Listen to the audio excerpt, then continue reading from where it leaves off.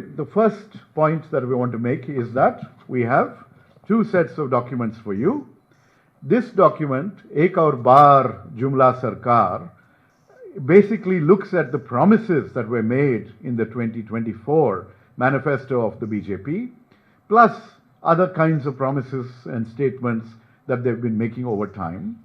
And this document, 11 Saal Jhute Vikas Ke Waade, is a detailed expose of the hollow promises, of the hollow track record, of the false statements that are highlighted in the BJP's report card that was just released.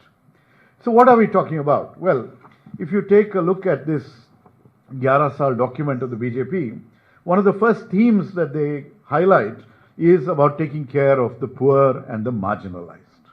They are very happy that 81 crore people are getting free fruit grains under the Pradhan Mantri Garib Kalyan Anna Yojana. We are also happy that those who are otherwise deprived of food are getting some relief. But the basic point of hunger is a much larger crisis in India. And this crisis puts us at 105 out of 127 countries in the World Hunger Index. Now, what is the implication? Well, look at what this does to the children of India. Malnutrition is affecting our children in a very horrible way, crippling their growth and their future possibilities. Stunting, which is low height for their age, is at 35.5%. Wasting, which is low weight for height, is at 19.3%, and underweight is at 32.1%. That is, nearly a third of Indian children are suffering from malnutrition in this day and age when they talk about Viksit Bharat. Let us remind the Prime Minister that he has a duty to our children and their futures. They make another claim that they have created 4 times the Ekalavya residential schools since 2014. They've announced 700 plus schools, out of which 300 are still non-functional. Is it rocket science to set up and run a school? Especially when you are crowing about what you are doing for underprivileged communities and our tribals and Adivasis. Now, in terms of defense, one of the claims is that over 5,000 items have been added to the indigenization list. Well, sadly, 40% of the items listed for indigenization have not been indigenized as of now. India remains one of the top importers of defense rather than a producer and an exporter. If you look at mission mode DRDO projects, 23 out of 55 have been delayed. And the share of R&D, today you're seeing that there is a lot of production that comes after R&D. What is the share of R&D in our defense budget? It's only 5.45%. Another claim that is constantly made. I'm also an economist, so I can tell you a little bit about this. One of the claims that is made is that we're the fastest growing large economy.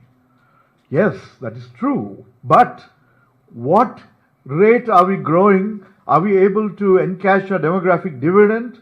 Any economist will tell you that if we grow below 8.5% a year, we are sacrificing the future of crores and crores of our youngsters because we will not have enough growth and jobs and opportunities that are required to just provide the jobs that the great Jumla, 2 crore jobs per year would be to fulfill that. And our growth is 6.5% over the last year. This is the lowest rate after the COVID period. So what is happening? What is happening in this 11th year of your Sarkar, Prime Minister Modi? And what is happening is reflected in the response of the private sector. Is the Indian private sector investing in India? If you look at investment figures, after you gave them that bonanza tax cut, nothing changed. They still do not have confidence in your management of the economy to invest, to put their paisa, their rupees, where they should be putting it in India. Capital investment, fixed capital formation has come down to 32.4%, which is a 11-year low, that is in financial year 24. And remember this, there is another legacy of Modi Sarkar, which is on the economic front, glaring and worsening inequality. What is the share of the wealth of India which is in the hands of the top 1%? 40% of India's wealth is captured by the top 1% of Indians, and the bottom 50% of Indians have to make do over with what? Just a little more than 3%. This is not the sort of economy we want, and until you fix this, you're not going to unleash the raw economic power that India inherently has.